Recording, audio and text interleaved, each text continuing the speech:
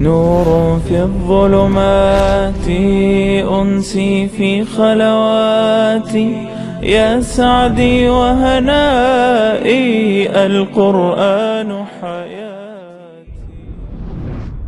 لا خير في كثير من نجواهم إلا من أمر بصدقة أو معروف أو إصلاح بين الناس، ومن يفعل ذلك ابتغاء مرضات الله فسوف نؤتيه أجرا عظيما.